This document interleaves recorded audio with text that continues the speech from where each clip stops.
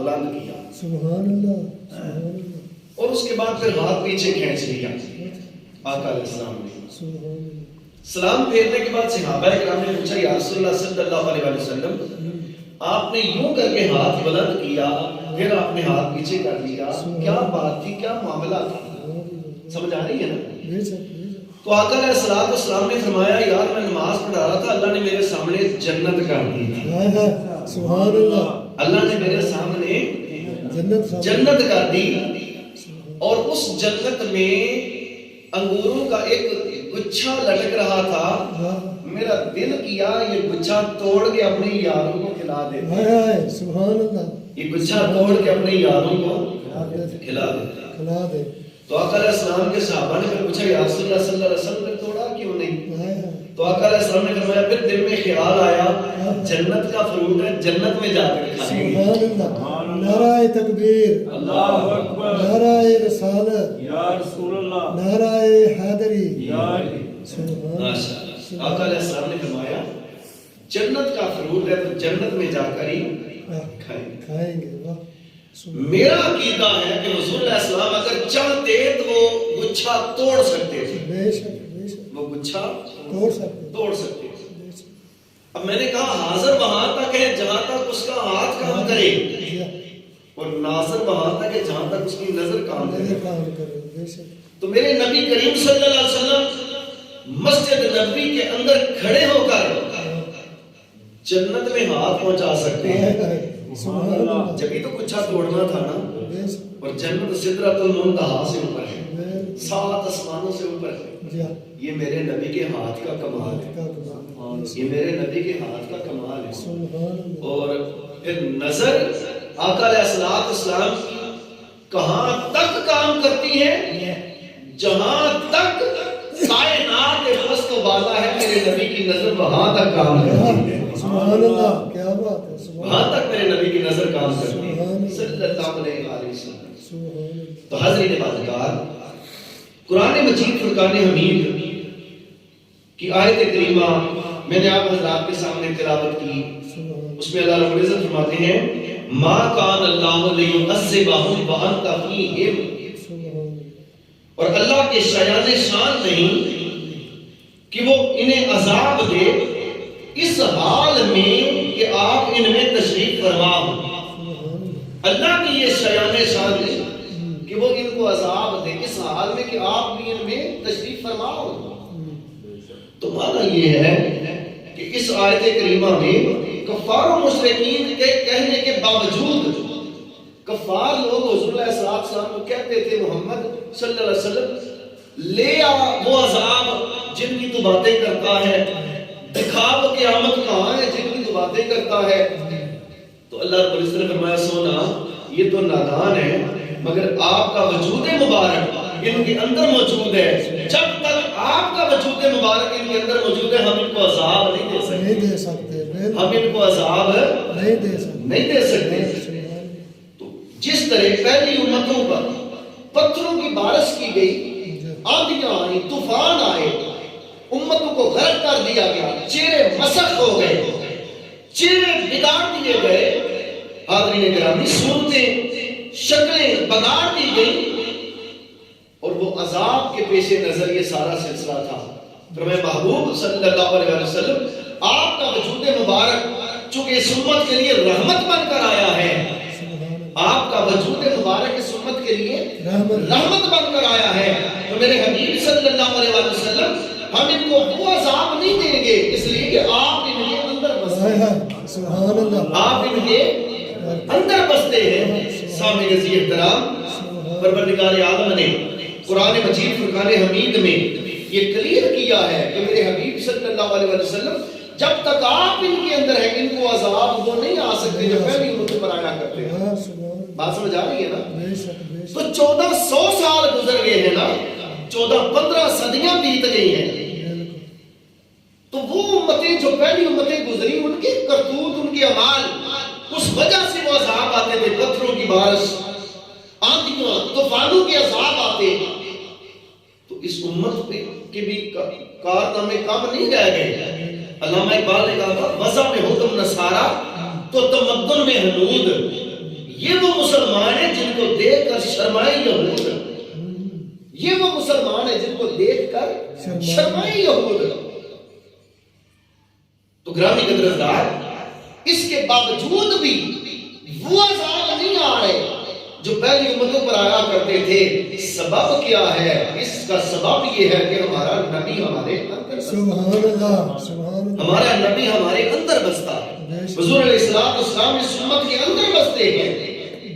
اور مولانا قاسم نانوتوی وہ اس حوالے سے اس آیت کی تفسیر میں لکھتے ہیں تہذیب الناس کے اندر رسول کریم صلی اللہ علیہ وسلم کو اپنی امت کے ساتھ وہ قرب حاصل ہے کہ ان کی جانوں کو بھی ان کے ساتھ وہ قرب نہیں جو حضور علیہ السلام کو جانوں کے ساتھ قرب حاصل ہے۔ اولا بمانا اقرب ہے، اولا بمانا اقرب ہے۔ النبی اولا بالمؤمنین من انفسہم وازواجہم امہاتہم، یہ آیت کریمہ وضاحت کر رہی ہے۔ فرمایا میرے حبیب صلی اللہ علیہ وسلم آپ مومنوں کی جانوں سے بھی زیادہ قریب ہیں، اور آپ کی ازواج ان کی مائیں ہیں، آپ کی ازواج ان کی مائیں ہیں، آپ ان کی جانوں سے بھی زیادہ ان کے قریب ہیں، اور آپ کی ازواج ان کی مائیں ہیں۔ حاضرین گرامی دیکھیں ذرا توجہ فرمائے، اولا بمانا اقرب مولانا قاسم نانوتوی نے لکھا ہے، اور اقرب کہتے ہیں انتہائی قریب کوئی چیز آ جائے تو اس کو اقرب کہتے ہیں، قریب سے قریب تر آ جائے اس کو اقرب کہتے ہیں۔ اور ایک دوسرے مقام پر اس آیت کریمہ کے متعلق یوں اظہار خیال فرماتے ہیں، النبی اولا بالمؤمنین من انفسہم وازواجہم امہاتہم۔ قرآن مجید ہے، فرمایا یہ اس آیت کے دونوں جملے جدا جدا آپ کی حیات طیبہ پر دلالت کر رہے ہیں۔ مولانا قاسم نانوتوی نے لکھا جدا جدا انداز میں حضور علیہ السلام کی حیات پر دلالت کر رہے ہیں، اور انشاءاللہ قرآن کے ماننے والوں کو انکار کی گنجائش تک نہیں رہے گی۔ قرآن کے جو لوگ ماننے والے ہیں ان کو انکار کی گنجائش تک نہیں رہے گی۔ اور پھر جانوں سے زیادہ قریب مومنین کے ساتھ قرب، اس کا تصور اسی صورت میں ہو سکتا ہے کہ جب حضور نبی اکرم صلی اللہ علیہ وسلم کی حیات طیبہ کو مانا جائے، جبھی تو حضور علیہ السلام ہماری جانوں کے قریب ہیں۔ یہ قرآن پاک کی آیت کریمہ قیامت تک اعلان ہے اللہ رب العزت کا، اور قیامت تک آنے والے مسلمانوں کو پیغام ہے رب ذوالجلال کا۔ اس کا یہ معنی نہیں کہ صرف حیات ظاہری میں جب آقا علیہ السلام موجود تھے اس وقت تک یہ آیت ہوتی، اس کے بعد نہیں، قیامت تک جو زمانہ آنے والا ہے وہ لوگ آئیں گے، ان سب کے لیے یہ آیت کریمہ ہے کہ زمانہ کسی دور میں داخل ہو جائے، میرا رسول ہر دور میں تمہاری جانوں کے قریب رہے گا، میرا محبوب ہر دور میں تمہاری جانوں کے قریب رہے گا۔ اور پھر اگلی بات اس میں یہ ہے، فرمایا وَأَزْوَاجُهُمْ أُمَّهَاتُهُمْ، میرے محبوب کی بیویاں تمہاری مائیں ہیں، میرے محبوب کی بیویاں تمہاری مائیں ہیں۔ اور فرمایا کہ آقا علیہ السلام کی ازواج مطہرات کے ساتھ جس طرح ہمارے اس دنیا کے اصولوں میں کوئی فوت ہو جاتا ہے تو اس کی بیوی کے ساتھ کوئی دوسرا نکاح کر لیتا ہے، کوئی بندہ فوت ہو جاتا ہے تو اس کی بیوی کے ساتھ کوئی دوسرا بندہ نکاح کر لیتا ہے، تو آقا علیہ السلام کی ازواج مطہرات کے ساتھ نکاح کو منع کر دیا اور حرام کر دیا ہے۔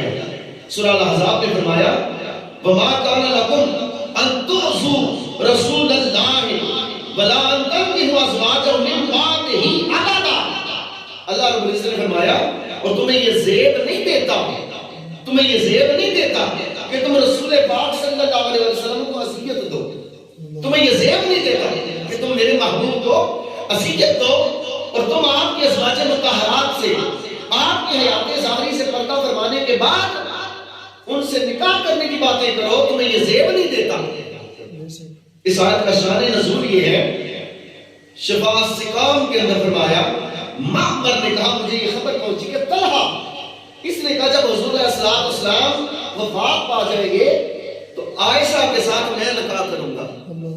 طلحہ نے کہا جب حضور علیہ السلام کا وصال ہو جائے گا، آقا علیہ السلام قبر مبارک میں چلے جائیں گے تو عائشہ کے ساتھ میں نکاح کروں گا۔ طلحہ نے یہ بات کہی تو اللہ تعالیٰ نے اس وقت یہ آیت کریمہ اتاری کہ میرے حبیب صلی اللہ علیہ وسلم کو اذیت نہ دو، میرے معاملے کو تکلیف نہ دو۔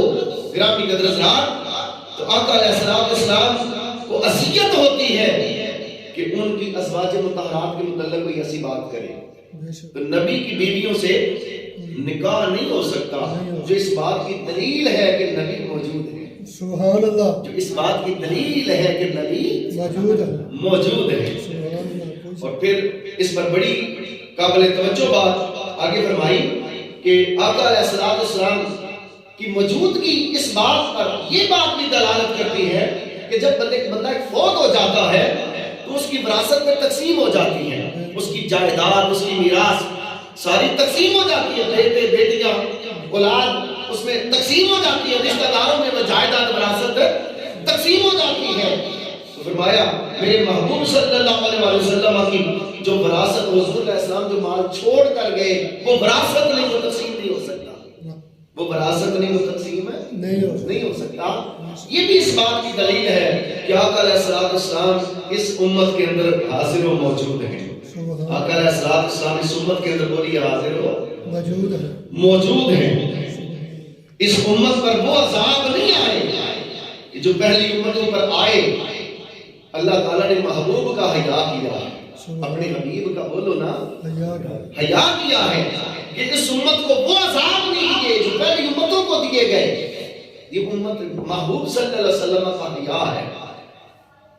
اور پھر اللہ رب العزت نے فرمایا بلاؤ انہم اذ ظلموا انفسہم جاؤک فاستغفروا اللہ واستغفر لهم الرسول لوجدوا اللہ توابا رحیما۔ یہ قرآن پاک کی آیت ہے، سورۃ النساء کے اندر آیت ہے۔ اللہ تعالیٰ نے فرمایا محبوب صلی اللہ علیہ وسلم ان لوگوں کو کہہ دے کہ اگر یہ اپنی جانوں پر ظلم کر بیٹھے، اگر یہ اپنی جانوں پر ظلم کر بیٹھے تو اللہ تعالیٰ آگے فرمایا جاؤ کا میرے مصطفیٰ تیرے دروازے پر آ جائے، میرے محبوب یہ تیرے دروازے پر آ جائیں۔ واستغفر اللہ، محبوب تیرے دروازے پر آ کر اللہ سے معافی مانگے، سبحان اللہ، تیرے دروازے پر آ کر اللہ سے معافی مانگے۔ واستغفر لهم الرسول، پھر میرا رسول اس اپنی جان پر ظلم کرنے والے کے لیے سفارش کر دے، سبحان اللہ، میرا رسول اس اپنی جان پر ظلم کرنے والے کے لیے بولو نا سفارش کر دے۔ آگے فرمایا لوجدوا اللہ توابا رحیما، پھر تم اللہ کو توبہ قبول کرنے والا پالو گے، پھر تم اللہ کو توبہ قبول کرنے والا۔ اس آیت کو ذرا سمجھے، اگر آقا علیہ السلام کو معاذ اللہ استغفر اللہ مردہ مانا جائے اور یہ عقیدہ رکھا جائے کہ حضور مر کے معاذ اللہ استغفر اللہ مٹی بھی مل گئے ہیں، تو سفارش کس نے کرنی ہے؟ اور رب معاذ اللہ ایک مردے کے پاس امت کو کہہ رہے کہ اس کے پاس جاؤ، ایسی بات نہیں ہے، ایسی بات نہیں ہے۔ سفارش زندہ کرتا ہے، سفارش بولو نا زندہ کرتا ہے۔ کبھی کسی میت نے بھی کہا ہے سفارش کی ہے کہ مولا اس کو معاف کر دے، جو مر گیا میت ہو گیا ہے اس نے تو کبھی سفارش نہیں کی، وہ نہ کر سکتا ہے۔ تو اللہ تعالیٰ نے فرمایا محبوب جب یہ اپنی جانوں پر ظلم کر بیٹھے تو پھر تیری بارگاہ میں آ جائیں، تو اللہ اپنے زندہ نبی کی بارگاہ میں امت کی رہنمائی فرما رہا ہے۔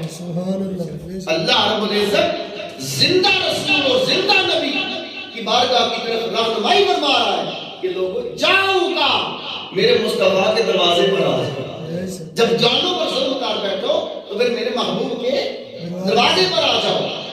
کسی نے بڑا پیارا ترجمہ کیا تھا، مجرم ہو تو منہ اشکوں سے دھوتے ہوئے آؤ، مجرم ہو تو منہ اشکوں سے دھوتے ہوئے آؤ، آؤ آؤ درے تمام پہ روتے ہوئے آؤ، اور مذکور ہے قرآن میں بخشش کا طریقہ کہ دہلیز مصطفیٰ سے ہوتے ہوئے آؤ۔ نعرہ تکبیر، نعرہ رسالت، نعرہ حیدری۔ ایک دن تو منہ تو لیندے نے وہ بول دے پر میں کیوں بول رہا ہوں، کمال ہو گیا، سارے جواب دیا اللہ سے کہا چلا کہ اللہ کا ذکر کرنا سارے مل کے بول ماشاءاللہ۔ اللہ تعالیٰ سلامت رکھے، توجہ فرماؤ۔ اللہ رب العزت اپنے حبیب صلی اللہ علیہ وسلم کی بابت رہنمائی فرما رہے ہیں کہ لوگوں میرے محبوب صلی اللہ علیہ وسلم کی بارگاہ میں آ جایا کرو جب اپنی جانوں پر ظلم کر رہے ہاں جی تو کتنا پیارا اسلوب اللہ رب العزت نے عطا فرما دیا، امت کو پیغام اور سبق دے دیا کہ جب بھی اپنی جانوں پر ظلم کر بیٹھو میرے یار کے دروازے پر آ جانا، بخشش میں عطا فرما، سبحان اللہ کیا میرے یار کے دروازے پر آ جانا، بخشش میں میں عطا فرما دوں گا۔ یہ آیت کریمہ بھی اس بات کی بین دلیل ہے کہ حضور علیہ السلام حاضر و موجود اور زندہ و سلامت ہیں، حاضر و موجود اور زندہ و سلامت ہیں۔ اس کے بعد اگلی آیت کریمہ ذرا سماعت فرمائیں۔ اللہ تعالیٰ نے فرمایا ان اللہ وملائکتہ یصلون علی النبی یا ایھا الذین آمنوا صلوا علیہ وسلموا تسلیما۔ پروردگار عالم نے فرمایا بے شک اللہ اور اس کے سارے فرشتے، اللہ اور اس کے سارے فرشتے نبی صلی اللہ علیہ وسلم پر درود و سلام پڑھتے ہیں، سبحان اللہ نبی پر درود و سلام کرتے ہیں سلام پڑھتے ہیں۔ یا ایھا الذین آمنوا صلوا علیہ وسلموا تسلیما، اے ایمان والو تم بھی میرے یار پر درود بھی پڑھا کرو، سلام بھی پڑھا کرو، درود بھی پڑھا کرو اور بولو نا سلام بھی پڑھا سلام بھی پڑھا کرو۔ مجھے بتائیں میت کو سلام پڑھا جا سکتا ہے؟ ایک بندہ میت ہے، مردہ ہے، اسے سلام کیا کرنا ہے؟ اس کو سلام کرنے کا مقصد ہی ختم ہو جاتا ہے، اس پر سلام کوئی نہیں ہے، نہ اس کو سلام کیا جا سکتا ہے نہ اس کو سلام کہا جا سکتا ہے۔ سلام تو زندہ کے لیے ہے، بے شک ٹھیک ہے نا؟ بے شک سلام کس کے لیے ہے؟ زندہ کر زندہ کے لیے، جو زندہ شخص ہے اسے کہتے ہیں بھئی السلام علیکم، بالکل مردہ کو بھی السلام علیکم کہتے ہیں۔ نہیں تو آقا علیہ السلام کے بارے میں اللہ نے فرمایا بے شک وہ اور اس کے سارے فرشتے، اللہ اور اس کے سارے فرشتے نبی پر درود و سلام پڑھتے ہیں۔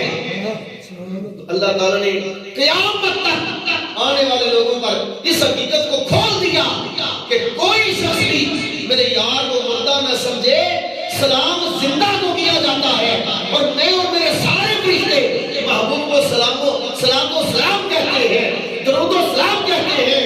ایمان والو تم بھی زندہ سمجھ کر درود و سلام کہتے رہنا، سبحان اللہ سبحان تم بھی میرے یار کو زندہ سمجھ کر، زندہ جان کر، زندہ عقیدہ رکھ کے میرے حبیب پر درود و سلام سلام کرتے رہنا۔ واہ سلام زندہ کو کیا جاتا ہے، کیوں نہیں سلام زندہ کو کیا زندہ کو کیا جاتا ہے۔ اور گرامی قدر حضرات، التحیات میں جب ہم نماز پڑھتے ہیں، توجہ فرمائیے گا، جب ہم نماز پڑھتے ہیں تو اس میں فرمایا التحیات للہ والصلوات والطیبات، اگلے لفظ سنیں ذرا، السلام علیکہ ایھا النبی، کیا لفظ ہے؟ السلام علیکہ ایھا النبی، سلام ہو آپ پر اے نبی مکرم، سلام ہو آپ پر اے نبی محتشم، سلام ہو آپ پر اے نبی نازنین، آپ پر صلوات و سلام ہو۔ تو اللہ تعالیٰ نے نماز کے اندر محبوب پر درود و سلام داخل کر کے اس امت کو سبق دے دیا کہ جب جہاں جو کوئی نماز پڑھے گا میرے یار پر درود و سلام نماز میں پڑھے گا، جو اس بات کی علامت ہے کہ غیب رسول پر میں سلام نہیں میں کہہ رہا بلکہ حاضر و موجود پر درود و سلام پڑھ رہا ہوں۔ سبحان اللہ، ماشاءاللہ ماشاءاللہ، موجود پر تکبیر اللہ اکبر، نعرہ رسالت یا رسول اللہ، نعرہ حیدری سبحان حاضرین گرامی، آقا علیہ السلام پر درود و سلام اللہ نے نماز میں داخل کیا، بے شک اور السلام علیکہ ایھا النبی، ایھا النبی اس کا معنی ہے اے نبی مکرم صلی اللہ علیہ وسلم، آپ پر صلوات و سلام، بے شک آپ پر درود و سلام ہو، آپ پر سلام و رحمت اللہ و برکاتہ، اللہ کی رحمتیں اور اس کی برکتیں ہوں، اللہ کی رحمتیں اور برکتیں برکتیں ہوں۔ تو اللہ تعالیٰ نے نماز کے اندر محبوب پر درود و سلام نماز میں داخل کر کے امت کو سبق دیا کہ جب کوئی جہاں بھی نماز پڑھے گا میرے یار پر درود و سلام پڑھو گے تو نماز بن جائے گی، اور میرے محبوب کو حاضر و موجود سمجھ کر سلام پڑھو گے تو یار کی طرف سے پھر جواب بھی آئے گا، سبحان اللہ یار کی طرف سے پھر بڑے اولیاء کرام ایسے ہوئے ہیں امت کے اندر، بڑے اولیاء کرام کتابوں میں موجود حوالہ جات موجود ہیں، بڑے اولیاء کاملین حضور سیدی شیخ الاسلام فرماتے ہیں کہ بڑے اولیاء کاملین ایسے ہوئے ہیں کہ جو اس مقام پر آتے ہیں نا، جب السلام علیکہ ایھا النبی ورحمۃ اللہ وبرکاتہ تو سٹاپ کر جاتے ہیں. ہم تو آگے شروع کر جاتے ہیں نا، وہ سٹاپ کر جاتے ہیں، رک جاتے، ٹھہر جاتے، اور اس وقت تک آگے نہیں بڑھتے تھے جب تک محبوب کی طرف سے جواب نہیں آ سکتا. اس وقت تک آگے نہیں بڑھتے تھے جب تک محبوب کی طرف سے جواب نہیں آ سکتا تھا. السلام علیکہ ایھا النبی ورحمۃ اللہ وبرکاتہ، یہ نبی کو سلام ہے، یہ حضور علیہ السلام کو بولیے کیا ہے؟ سلام ہے. اور وہ اولیاء کاملین اس وقت تک آگے نہیں چلتے تھے جب تک حضور علیہ السلام کی طرف سے جواب نہیں آ سکتا. اس لیے علماء فرماتے ہیں، اور حضور سیدی شیخ الاسلام نے یہاں پر مسئلے کو مزید کلیئر کرتے ہوئے فرمایا ہے کہ درود پڑھنے سے ثواب ملتا ہے، درود پڑھنے سے ثواب ملتا ہے، محبوب پر سلام پڑھنے سے محبوب کی طرف سے جواب ملتا ہے، محبوب کی پر درود سلام پڑھنے سے محبوب کی طرف سے جواب ملتا ہے. تو جو اس پائے کا ہو جائے، اس کی روحانیت اتنی مضبوط ہو جائے، پھر آقا علیہ السلام کا سلام سنا بھی جاتا ہے، آقا علیہ السلام کے جلوے نظر بھی آتے ہیں.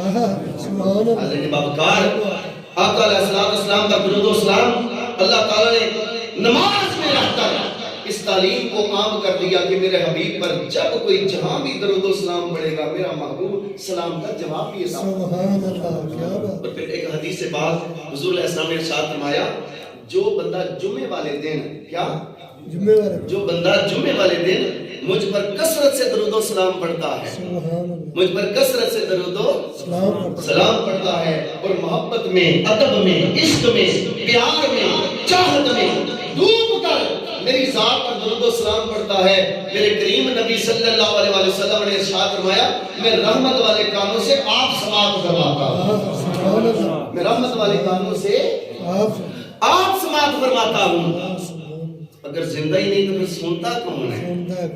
اگر زندہ ہی نہیں تو پھر سنتا کون ہے؟ اور دوستان محترم، قرآن مجید میں اللہ تعالیٰ نے فرمایا وَمَا أَرْسَلْنَاكَ، اگلی میں دلیل پیش کرنے لگا ہوں، وَمَا أَرْسَلْنَاكَ إِلَّا رَحْمَةً لِلْعَالَمِينَ. اللہ تعالیٰ نے قرآن مجید میں فرمایا میرا حبیب عالمین کے لیے رحمت بن کر آیا. ہم نے محبوب کو نہیں بھیجا مگر تمام جہانوں کے لیے رحمت للعالمین بنا کر بھیجا. محبوب کو تمام جہانوں کے لیے رحمت للعالمین بنا کر بھیجا ہے. گرامی قدر حضرات توجہ فرمائیں، آقا علیہ السلام نے فرمایا، اللہ رب العزت نے فرمایا کہ ہم نے آپ کو تمام جہانوں کے لیے رحمت للعالمین بنا کر بھیجا ہے. تو اب عالم تو قیامت تک چلیں گے، ایسے ہی ہے نا. آقا علیہ السلام تو 1400-1500 سال ہو گئے، آپ تو پردے میں چلے گئے، قبر میں چلے گئے، تو زمانہ تو عالم تو قیامت تک چلیں گے. تو کیسے ممکن ہے کہ عالم موجود ہو، عالم کے اندر مخلوقات بھی موجود ہوں، اور جس نے رحمت کرنی ہے وہ نہ رہے، جس نے رحمت کرنی ہے وہ نہ رہے. جو رحمت کرتا ہے وہ بھی موجود ہوتا ہے، اور جس پر رحمت ہوتی ہے وہ بھی موجود ہوتے ہیں. جن پر رحمت ہوتی ہے وہ بھی موجود ہوتے ہیں، اور جس نے رحمت کرنی ہے وہ بھی امت کے اندر موجود ہوتا ہے.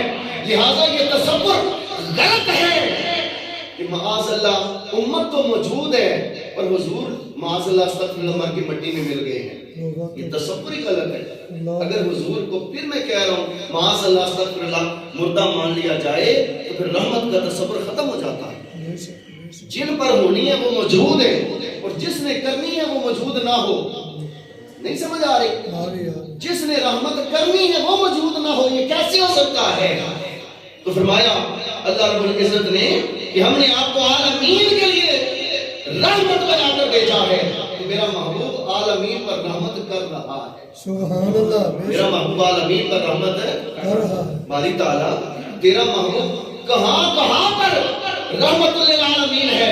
رب ذوالجلال نے فرمایا جہاں جہاں تک میں رب العالمین ہوں وہاں وہاں تک میرا مصطفیٰ رحمت للعالمین ہے. سبحان اللہ نعرہ تکبیر، اللہ اکبر نعرہ رسالت، نعرہ حیدری، حضور شیخ الاسلام، حضور شیخ الاسلام.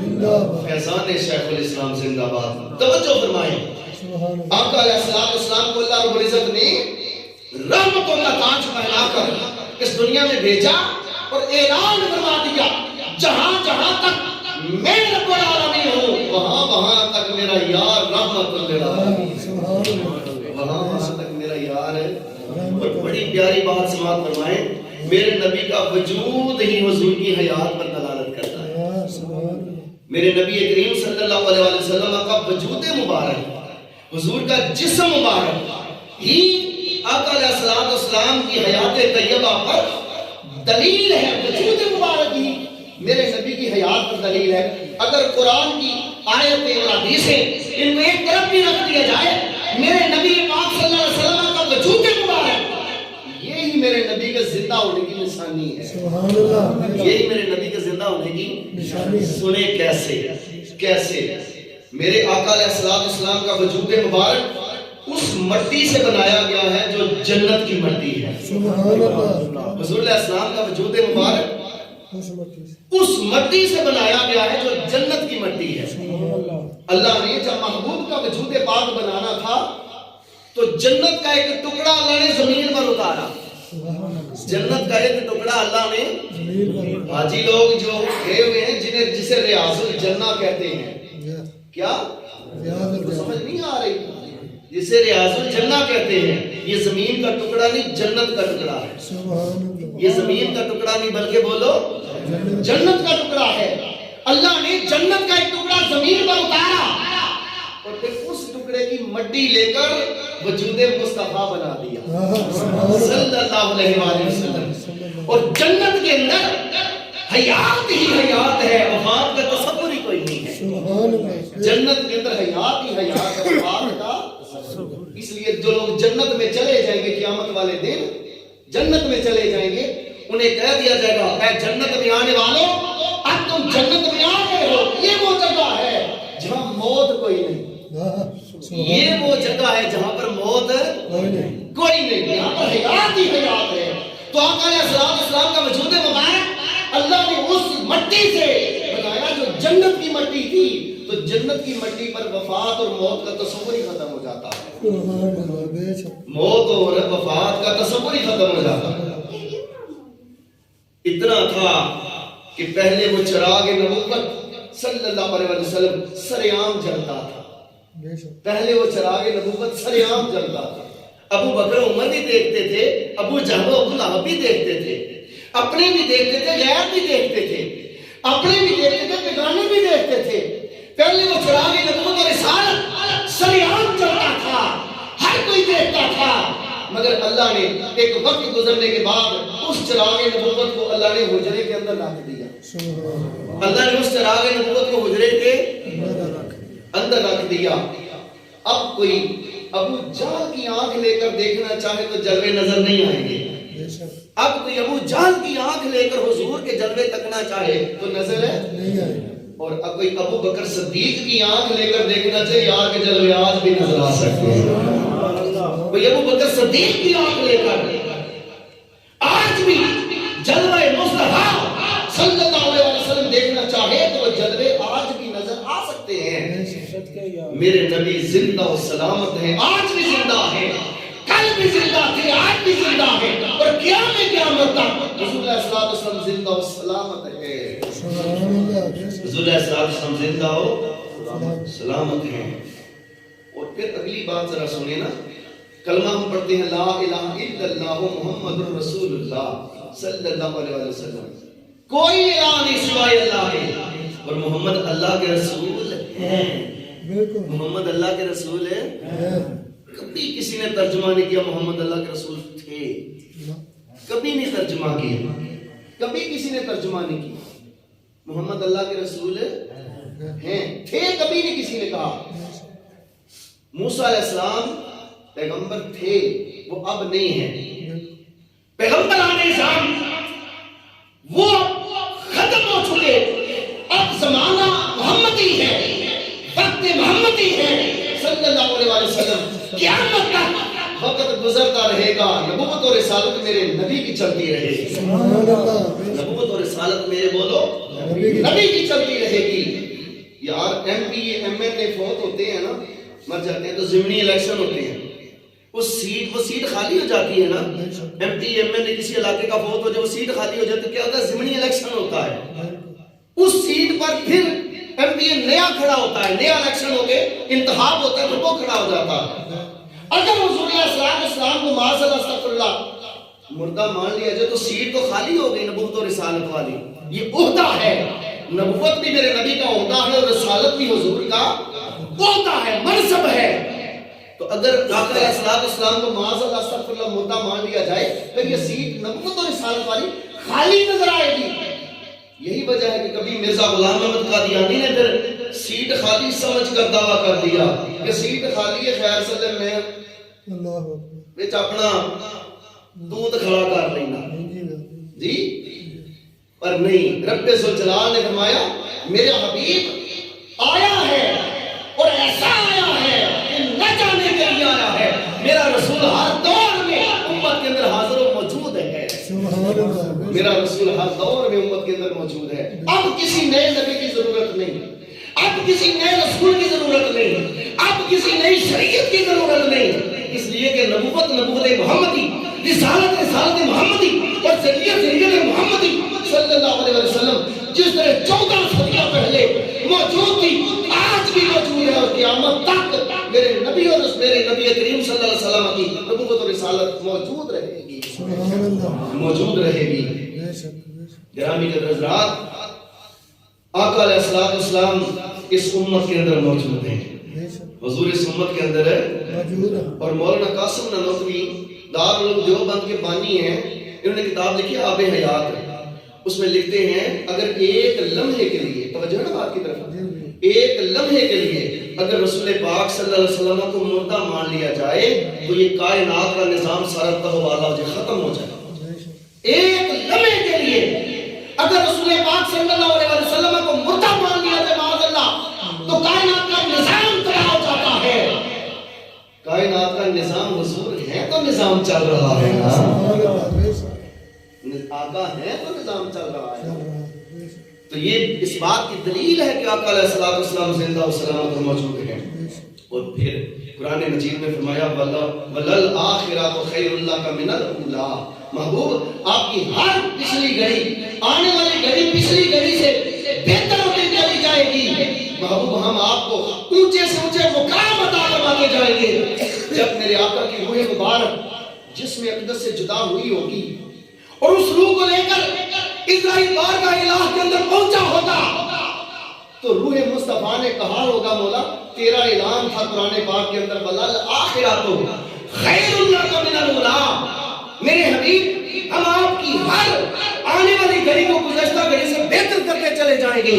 تو روح مصطفیٰ نے حضور شیخ الاسلام فرماتے ہیں روح مصطفیٰ نے بارگاہ الہ میں کہا ہوگا مولا 63 برس میں تیرے مصطفیٰ کے وجود کے اندر رہی ہوں، 63 برس میں تیرے یار کے وجود مبارک کے اندر رہی ہوں۔ اب تیری پوری کائنات میں، جنتوں میں، مالا اعلیٰ میں، کائنات کا سوالہ میں اگر وجود مصطفیٰ سے بڑھ کر کوئی اچھی جگہ ہے تو مجھے وہاں رکھ لے، اور اگر تیری کائنات میں جنتوں سمیت کوئی جگہ ایسی نہیں جو میرے لائق ہو تو لوٹا دے مجھ کو اسی جسم مبارک کے اندر جہاں سے مجھے نکالا تھا۔ سبحان اللہ، نعرہ تکبیر، اللہ اکبر، نعرہ رسالت، یا رسول اللہ، نعرہ حیدری۔ گرامی قدر حضرات، آقا علیہ السلام اس امت کے اندر حاضر و موجود ہیں، زندہ و سلامت ہیں، آقا فیض عطا فرما رہے ہیں۔ علامہ اقبال نے کہا تھا ہم تو مائل بکرم ہیں، کوئی سائل ہی نہیں، راہ دکھلائیں کسے کوئی راہ روے منزل ہی نہیں۔ راہ دکھلائے کسی کوئی راہ رہے منظر نہیں. آج کوئی راستہ پوچھنے والا ہی نہیں, آج کوئی راہ کا مسافر بننے والا ہی نہیں. تو آقا علیہ السلام آج بھی زندہ و سلامت اپنی قبر مبارک میں فیض عطا فرما رہے ہیں. اعلیٰ حضرت نے کہا تھا تو زندہ ہے واللہ, تو زندہ ہے واللہ. اعلیٰ حضرت امام محمد رضا خان صاحب فاضل بریلوی آپ جب گئے نا حج کرنے کے لیے, تو دل کے اندر آرزو مچل اٹھی کہ یا رسول اللہ بیداری میں زیارت کرنے کا شوق آ گیا ہے. دل چاہتا ہے, خواب میں تو کئی بار آپ کو دیکھا ہے, جی چاہتا ہے بیداری میں آپ کی زیارت ہو جائے. سبحان اللہ. تو 3 دن روتے رہے, زیارت نہیں ہو رہی. دن بھی رونا, رات کو بھی رونا, اور زیارت نہیں ہو رہی.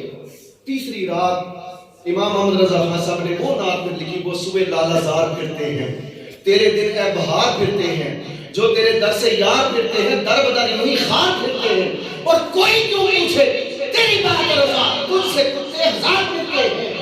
جب یہ عاجزی کی انتہا, انکساری کی انتہا اعلیٰ حضرت نے کر دی, تو پھر پچھلی رات ادھر آنسو کی جھڑیاں لگی ہوئی ہیں, آنسو برس رہے ہیں, دل پہ آنسو گر رہے ہیں.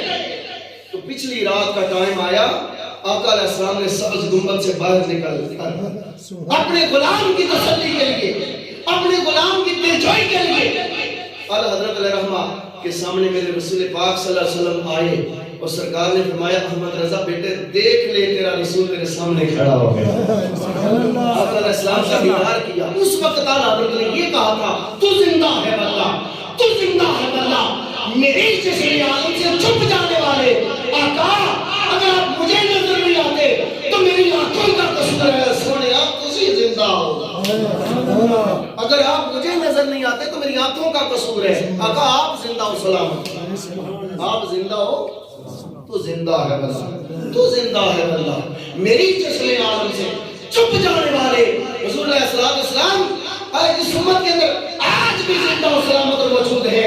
امتی کا رشتہ کٹ گیا ہے, آج بھی اس امت کو ذلت اور رسوائی کی چکی میں سے اگر نکلنا چاہتی ہے تو پھر در رسول پر جھکنا ہوگا, پھر محبوب کی بارگاہ میں سلام کرنا ہوگا. آقا علیہ السلام کا عشق, محبت, پیار, رسول اللہ السلام کی بابت جو عقائد ہیں ان کو کلیئر کرنا ہوگا. اس امت کا دریا پھر سے بلند ہو جائے گا.